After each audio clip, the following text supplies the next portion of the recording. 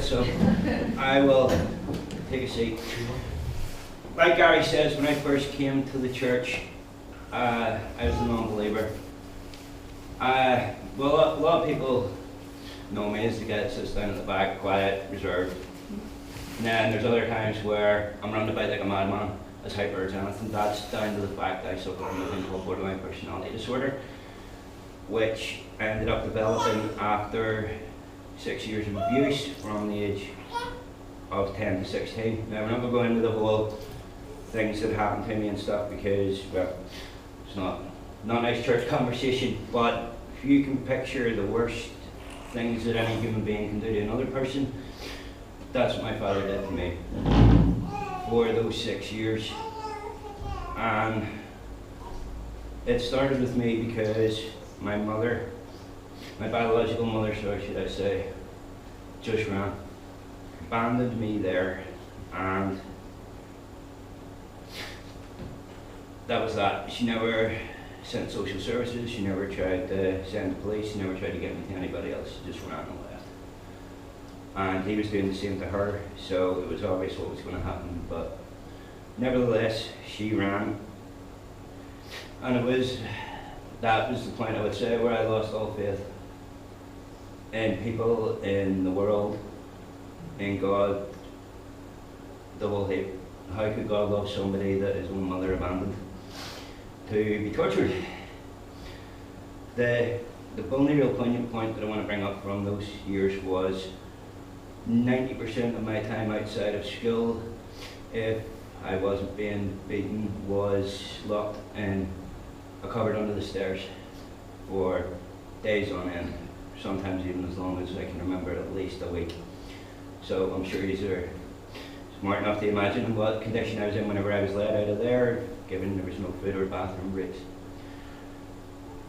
And that's when I started hearing voices. Still to this day, I still hear them on the odd time whenever things get rough. And I stuck that for 6 years before I ran. And then I ended up developing alcohol addiction, drug addiction, and once I beat them, I started self-harming as the next addiction to go along through. Lost near enough everybody that ever came into my life through either them leaving me or them dying or whatever. So I never really got close to anybody. One person down the back, my closest person I've ever really known to besides the people that I have in here. And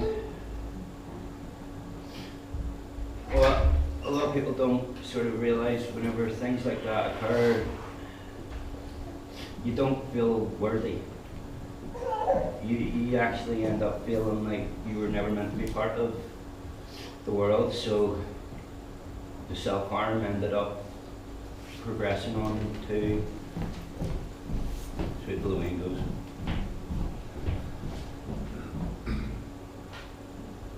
To suicide attempts. A couple of them were successful. I've had to be hit with those electric yokes.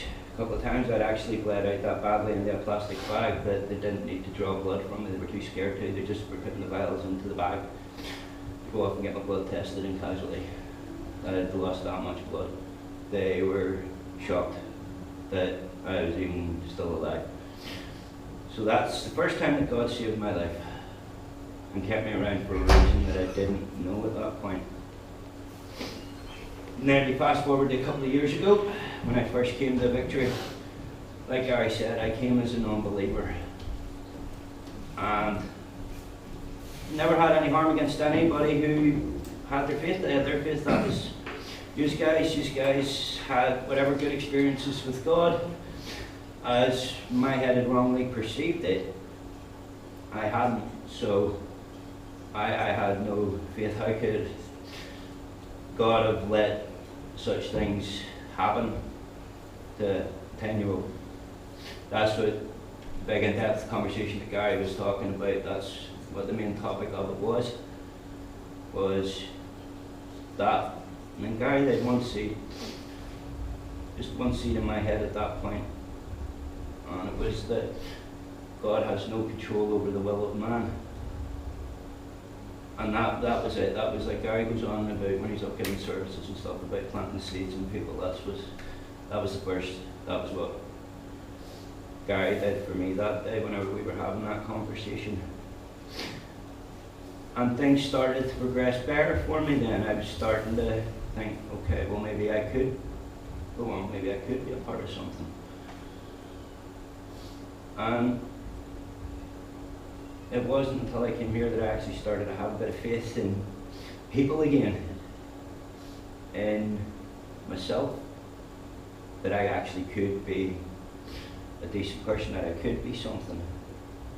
Still didn't believe in God.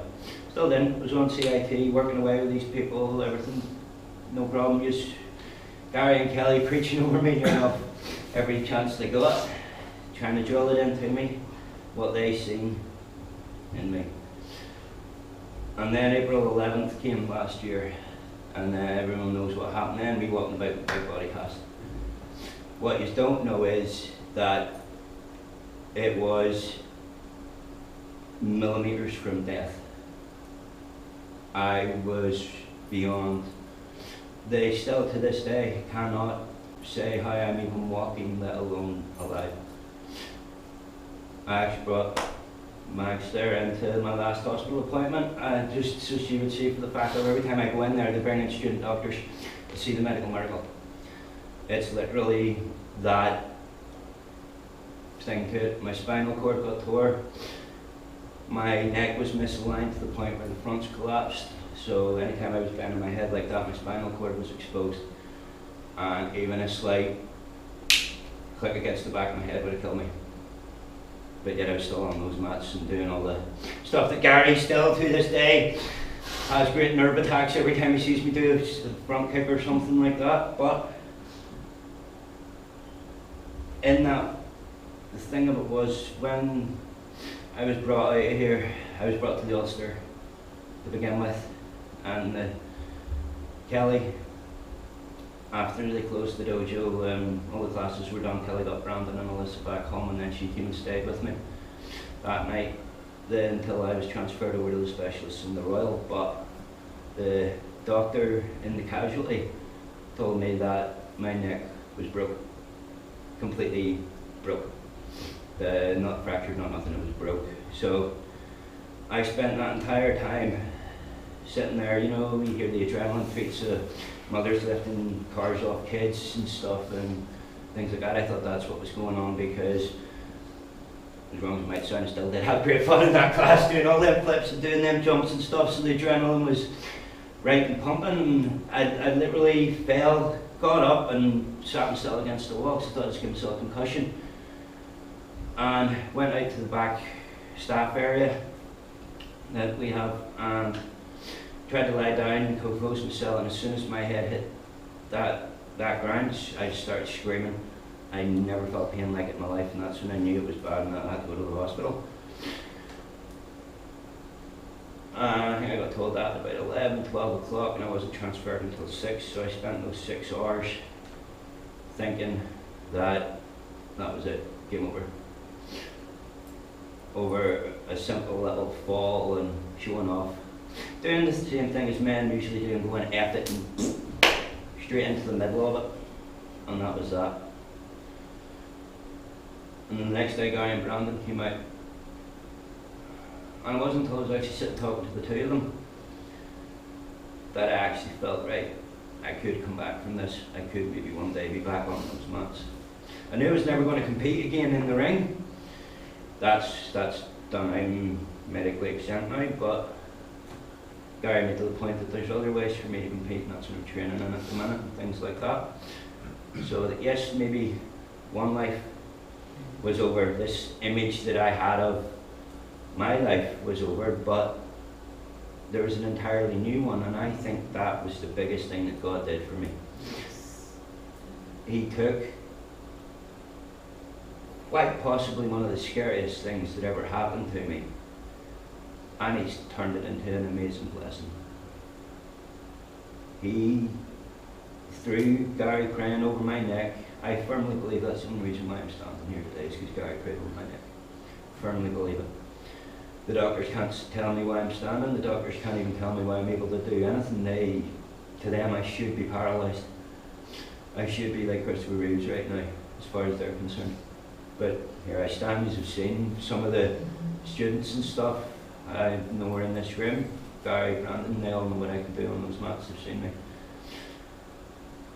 And I shouldn't be able to do any of it.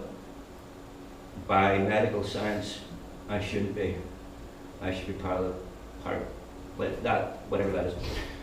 And yet here I stand, ahead before you. And that was the start of it.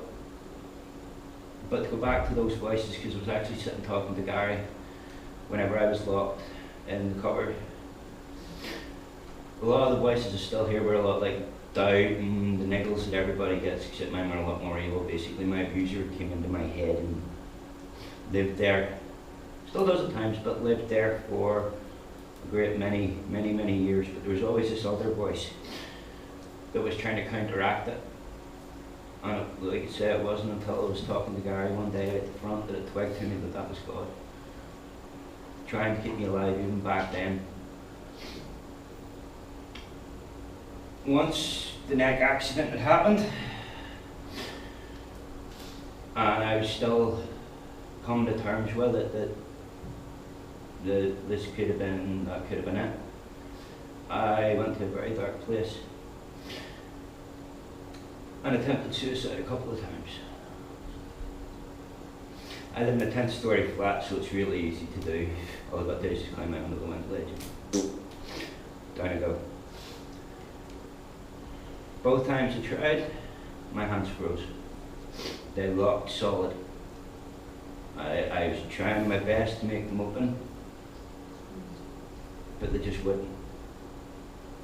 I couldn't get them to physically open, no matter how hard I tried, no matter how much the rest of me leaned out that window, those hands would not let go. And there's this feeling in my chest of like, almost like bubbling inside your heart, if that makes sense. I don't know how else to describe it. And it wasn't until about 3 weeks later Gary was talking about up here about the demons in the sheep. I don't know what verse that. You just know what I'm talking about anyway. Yeah, the demons going in all the sheep. And I got that exact same feeling again. And I cannot explain how I knew, but I knew then that that was God keeping me from doing that. And you say that to a lot of people, they'd think you were crazy, but I know you guys understand what I mean by that. Even whenever things seem like there is no good in the world, there is no, your life's falling apart, you've got absolutely no hope, no sign of way out, God's still there. Whether you see it or not, whether you even believe in Him or not, He's still there. And I mean, I'm the real proof of that.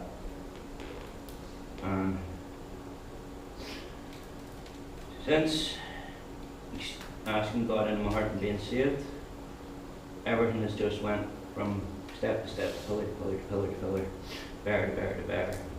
Everything, even in my personal life. Well, like Gary says, you still go through trials and tribulations.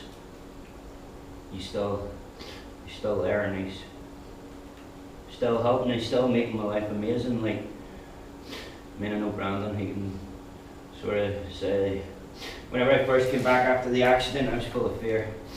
Shirking out of training, dodging things, trying to avoid things, just for no other reason than fear of falling again and doing it properly.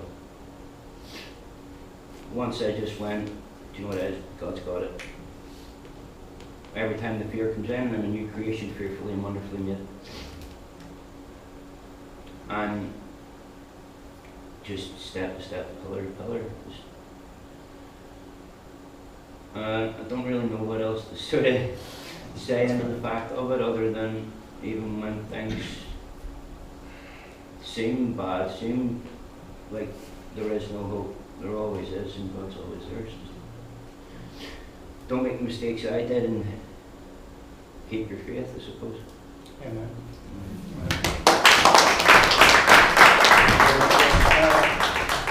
It's always hard to get up and share something that's so personal. I know some of the ins and outs of Chris's story. And I remember when you told me how you lost your teeth and stuff. And for a child to go through what you've been through is daunting, to say the least.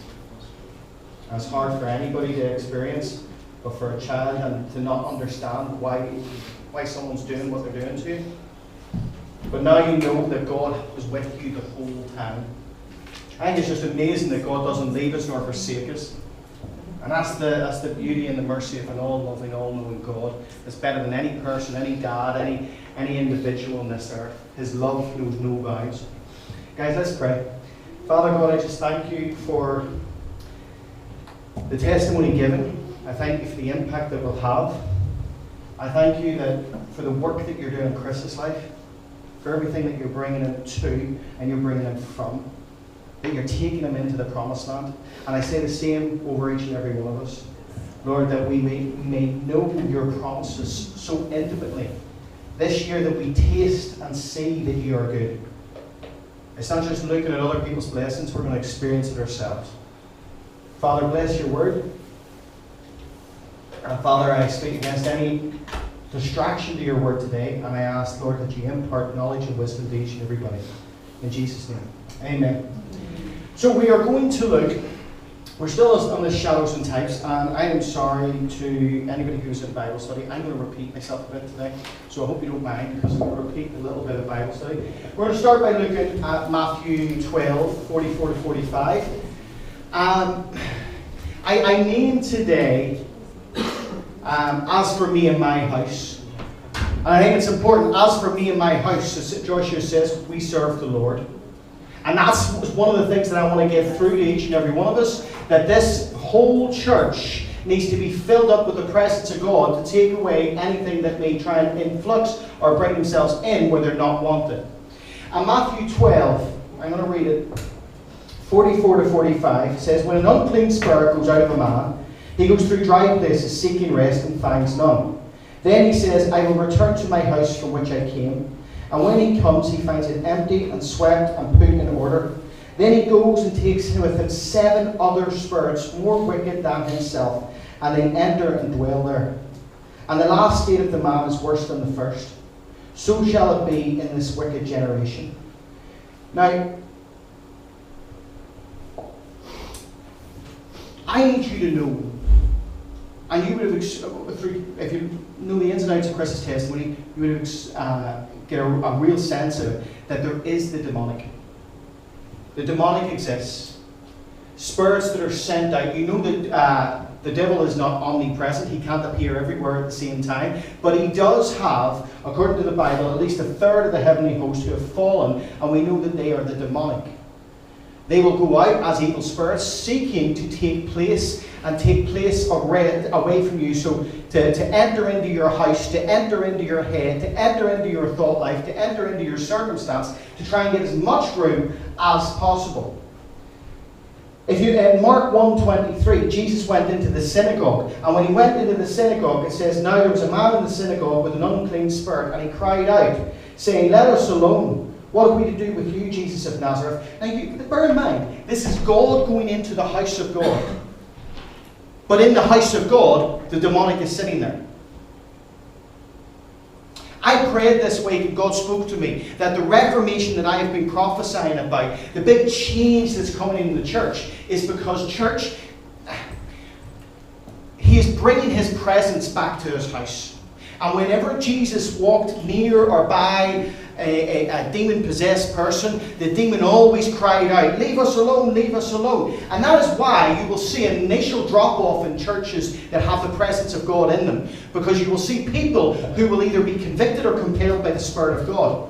The Spirit of God will resonate with them and cause change in their lives.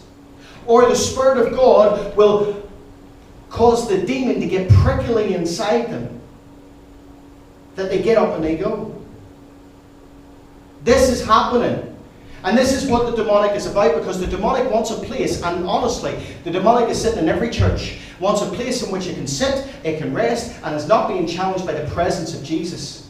Because the presence of Jesus is not evident in every place of worship that you go to. Jesus turns up in Jerusalem, goes into the house, into the synagogue, into the place that is made to worship his dad, his daddy, him himself, incarnate.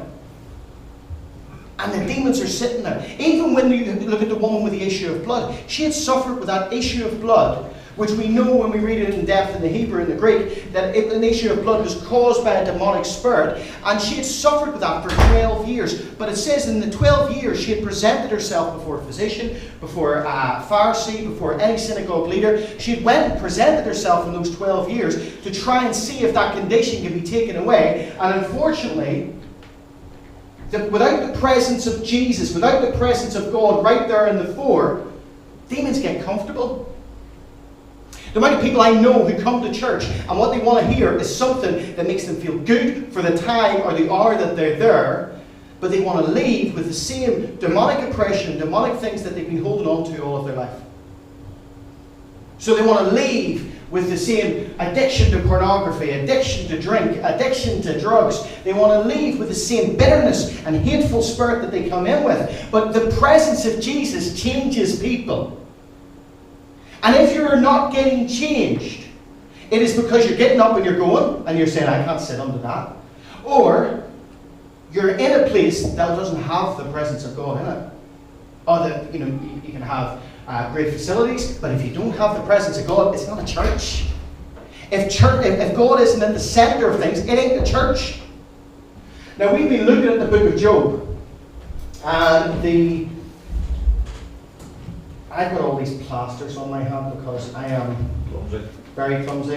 I've literally got 4 plasters this morning from bits that I've cut. So me trying to turn my Bible is quite difficult.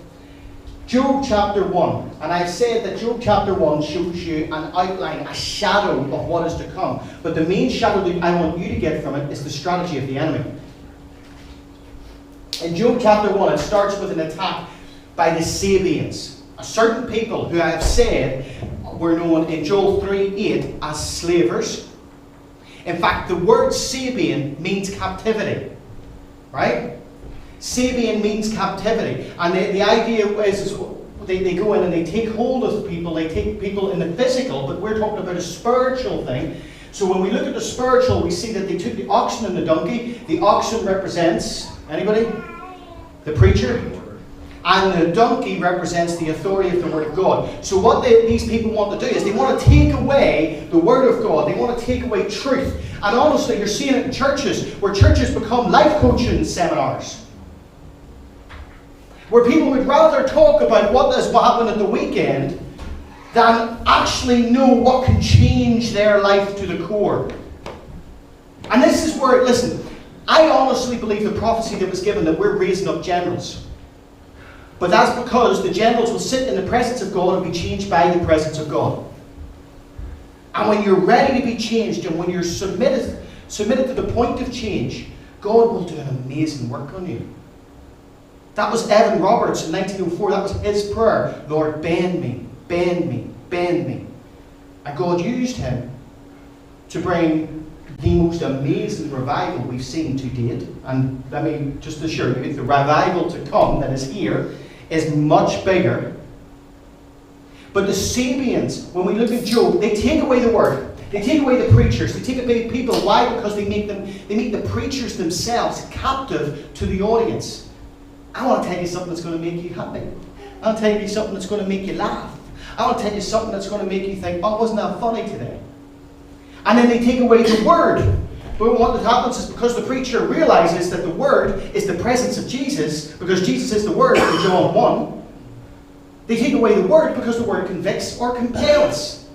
So let's take the word away from you.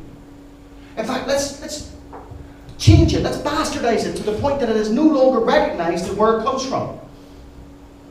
And then this is the strategy of the enemy. This always starts like this. The next bit that comes in is fire. Now, fire in the Bible, if you look at Genesis 19, is always associated in the negative context. Now, it says fire of God, but when we look at it for real, it's not. That's a colloquialism for fire falling from the sky.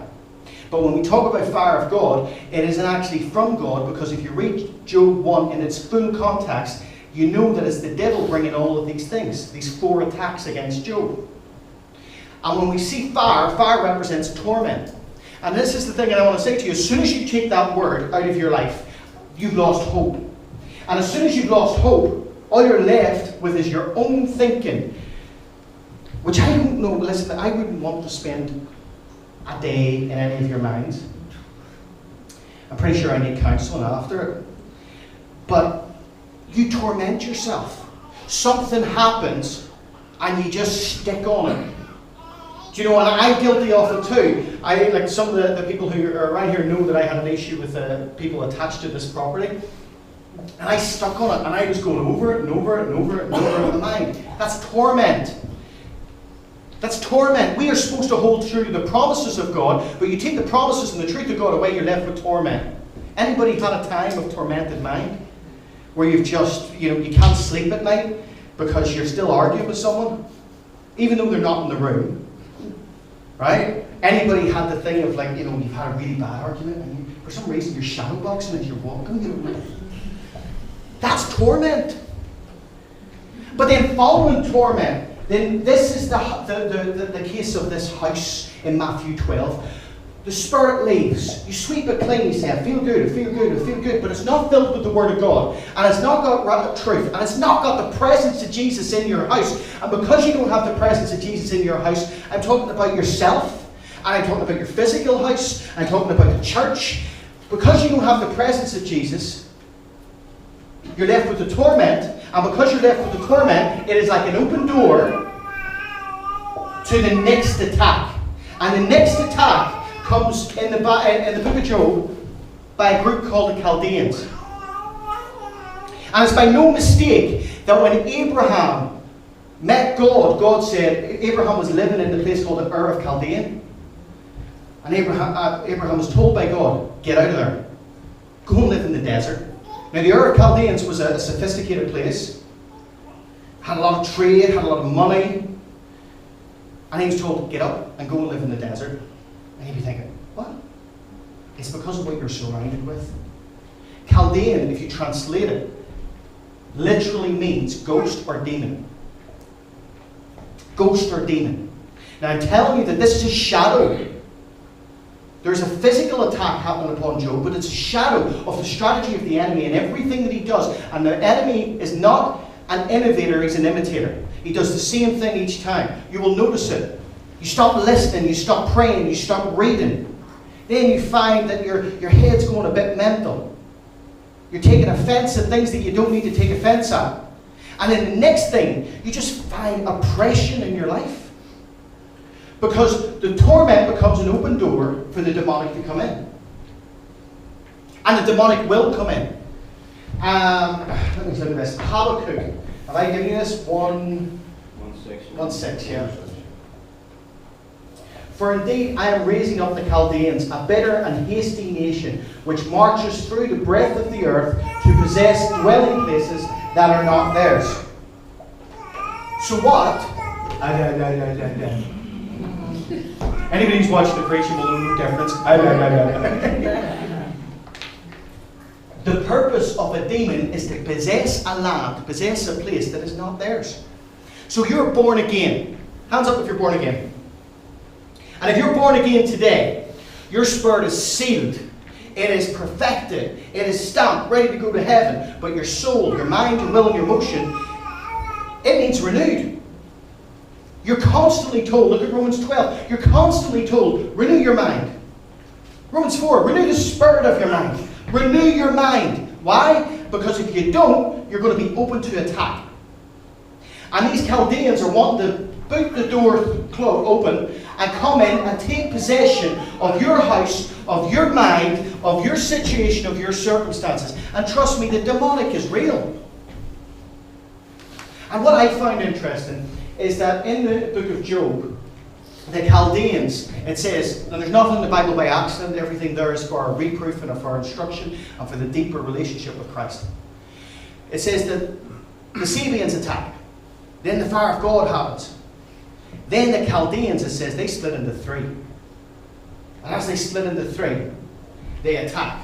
There it is. While he was still speaking, another also came and said that Chaldeans had formed three bands, raided the camels and took them away. Yes, and they killed the servants with the edge of the sword, and I alone have escaped death. So I asked God, why did they split into three? And God showed me something I've preached about over and over again. 1 John 2:16, I think it is.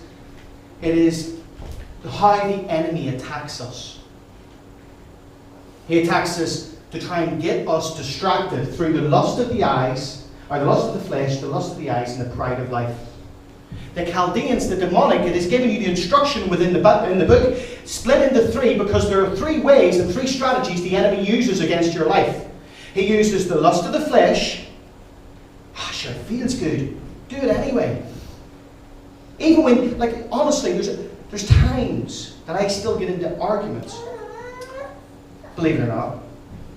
And there's times I get into big discussions, heated discussions, and the flesh in me, oh, I want to react a different way than a Christian should. Right? I do. And I feel it. And for that split moment, if I did it, I'm sure it would feel nice, it would feel good, just to get your own back. But then I realised very quickly that that's the lust of the flesh. That is how the demonic gets an influence over you. So that a circumstance comes in, baits you, and you're baited into this position to react in a way that is not congruent with the spirit that is inside you. The lust of the eyes. Oh, why do they have a big car and I don't have a big car? Oh, I want a big car. What can I do to get a big car? And you start going over this. The pride of life. The thing that makes you feel entitled to everything. These are hooks in which the demonic will use against you, and then eventually use to possess your dwelling place. We were always told, because I was heavily into the Pentecostal movement, we were always told that if you're Christian, you cannot suffer under demonic possession. Your spirit is completely sealed. It can never be possessed. But your mind can. That's why you see people who are Christian still suffering from depression. still suffering from anxiety. You see Christians afraid to leave the house because they've got so much fear in their life. But fear is a spirit. 2 Timothy 1 verse 7 tells us fear is a spirit, and it's not a spirit that came from God. It's a spirit that works as the general of the enemy, trying to kick down your door and take a place that doesn't belong to it. And we have to get to as a position where we realize, hold on a minute, the presence of Jesus should be in my house. Jesus, not the presence of any other demonic influence. I shouldn't have the lust of the eyes, lust of the flesh, or the pride of life bogging me down to the point that I can't walk the Christian walk.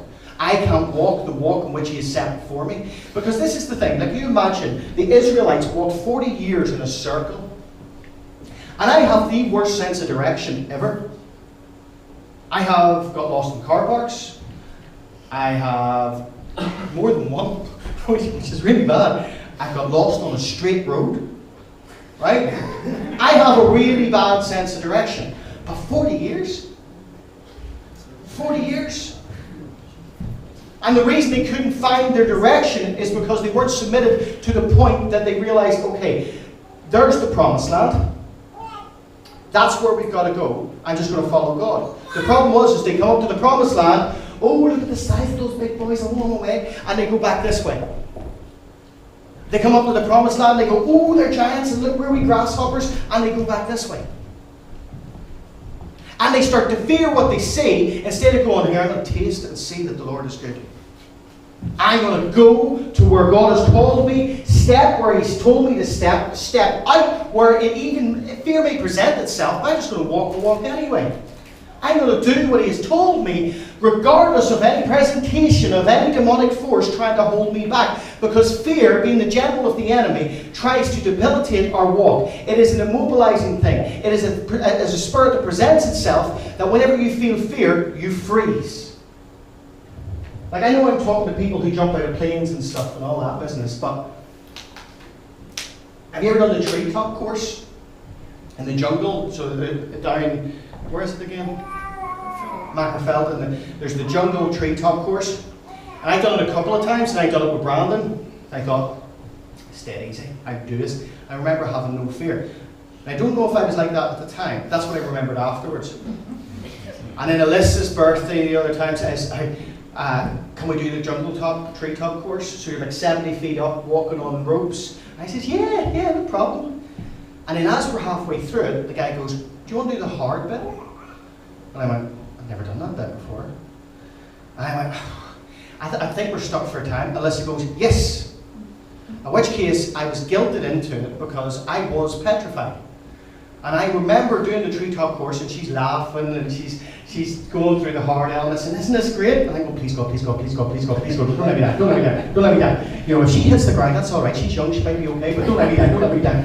And this was what was going through my head.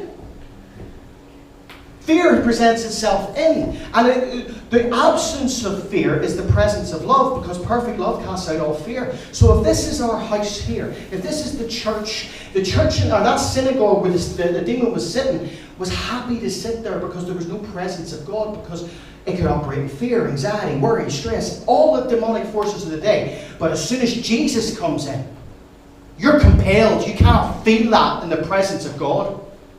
You cannot feel afraid in the presence of God. You cannot feel fear, anxiety, stress, worry, doubt, depression whenever you acknowledge His presence.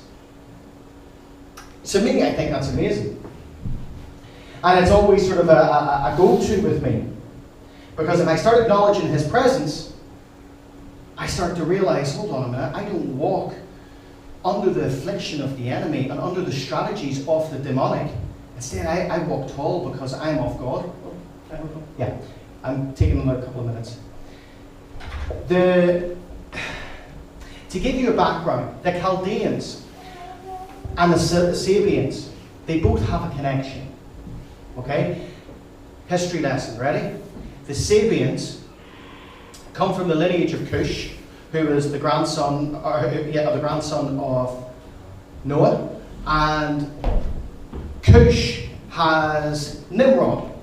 Nimrod, in Genesis 11, is a demonically led person.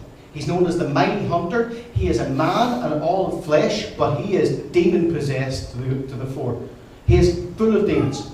He decides to rewrite history, to put God out of the equation, and to say that he is God. And he presents himself up like that in the Tower of Babel. And as he does so, God comes down, confuses the people, and everybody's scattered. Now, where the connection of the Sabians and the Chaldeans come in is that Nimrod, when he died, the priests of the day decided that Nimrod and Semiramis, his wife, both weren't like normal people. They were special. They were the emperors of the world, so we're going to deify them. We're going to make them gods. And they said, so Nimrod, they named him as Marduk. And Marduk was a Babylonian god. And whenever we come to the time of Nebuchadnezzar and Daniel, Marduk was the main Babylonian god. And people would worship him. And he was the god of the Chaldeans. Nebuchadnezzar was a Chaldean. So the demons had their god, if we're talking spiritually. The demonic had their god. Chaldeans means demons. Marduk was their god. Marduk was represented in two forms. He was represented as a dragon. If anybody knows Revelation, you know that Satan is also seen as a dragon. He was represented as a serpent. And I should not need to explain that to you. So the demons followed their god Marduk. And this was a practice. And to give you a brief history of where we're sitting, I shared this in Bible study. So Marduk was also associated closely with the planet Jupiter. Now, if anybody knows their Roman gods, you would see that Jupiter is their main god. Jupiter is associated with the Greek god Zeus, who's supposed to be the same individual, just under different names. And Zeus, we know according to Revelation 2, that if you read Revelation 2 gives you great insight. It says when Jesus comes back, and this is before the return, but he's talking to John, he is rebuking the churches, and he rebukes the compromising church. Stay focused on that word. He rebukes the compromising church. And he says in Pergamum, that is where the seat of Satan is. Now, if you looked at Pergamum, historically speaking, the seat of Satan that he refers to is the temple and the statue of Zeus. And what I'm saying to you is, one of the questions you get asked as a Christian, why God? Why Jesus? Why not all the other pantheon of gods? Well, the Bible actually, if you spend time in it, explains it. Marduk is Lucifer, is Satan. He's the dragon and he's the serpent. The Chaldeans who worship Marduk, Chaldeans are demons.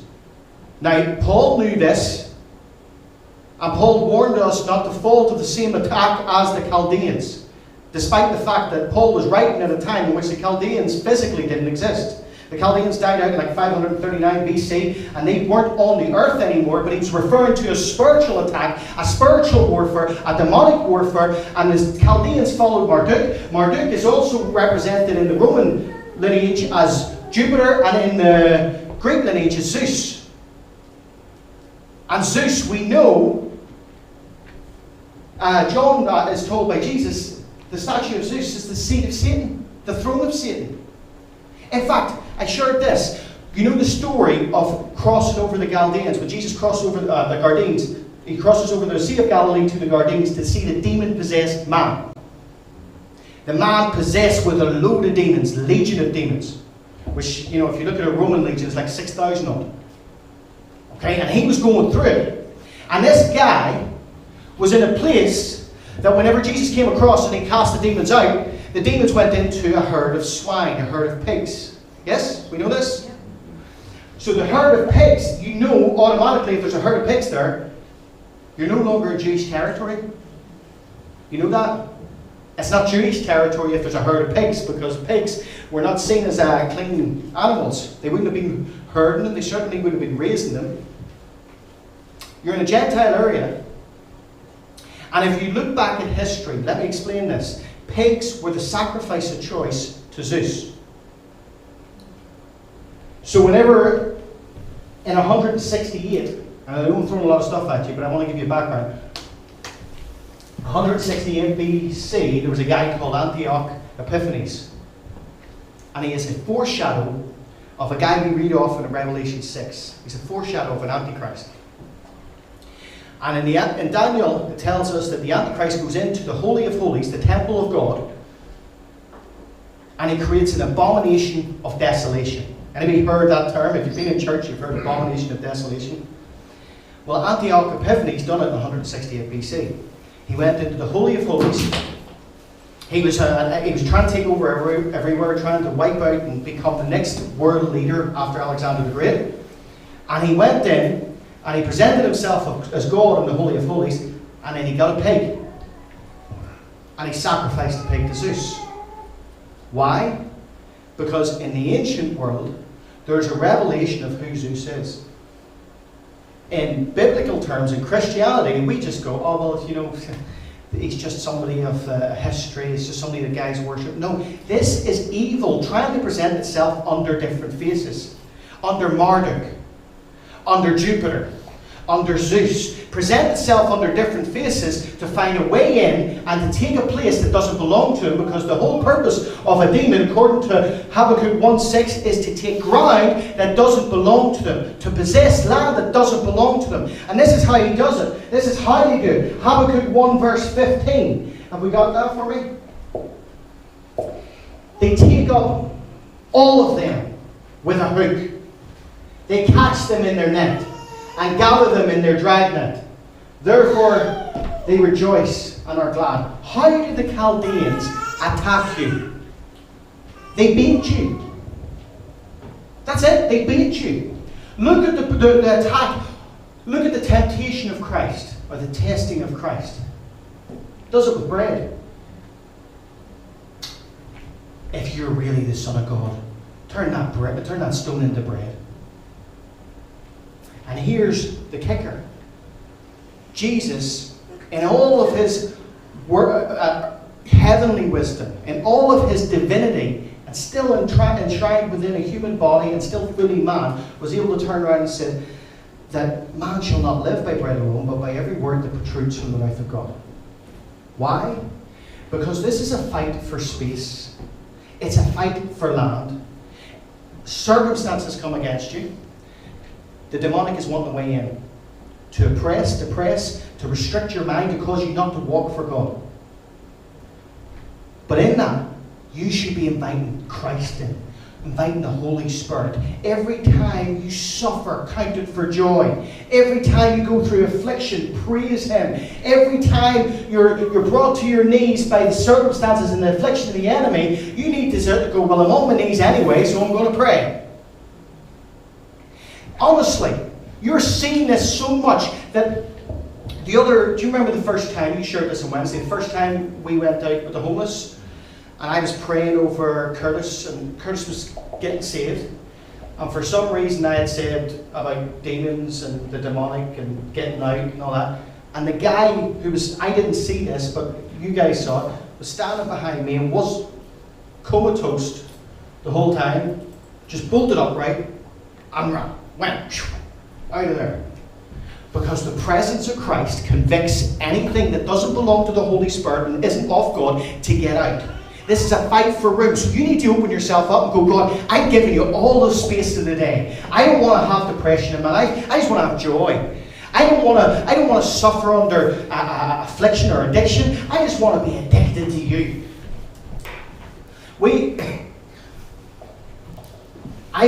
This whole thing about a house, I think, is a perfect analogy of Jesus.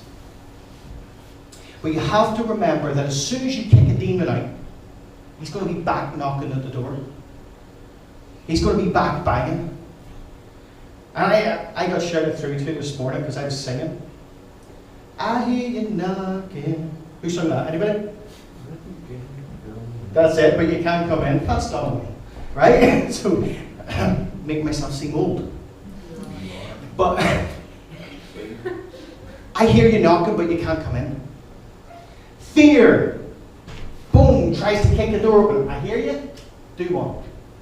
Worry tries to get its way in. Boom, nope, door is shut. Because as for me and my house, We serve the Lord. The presence of God needs to fill up your house, needs to fill up your mind, needs to fill up your position, needs to fill up every area that you walk, so that whenever you walk into a shop, people will feel the presence of God. Some will be compelled, some will be convicted, some will come to you and go, tell me more. Others will run a mile, but you need to carry that. And you need to go, I am full of His presence. So if I walk in through the valley of the shadow of death, I fear no evil. Why? Because you're with me. Evil can't come against you when you're full of God's grace and glory. You need to get this through you, because honestly, I shared this, do you remember I shared in Bible study the Tracy Cook prophecy? That this year is specifically the year where you'll see dreams and goals and aspirations, things that you've been praying for, expedited. Although he doesn't say expedited quite right. You will see it just come to fruition. However, the first part of this year, specifically the first third of this year, you will see resistance to it. Joshua said in Joshua 24, as for me and my house, we serve the Lord.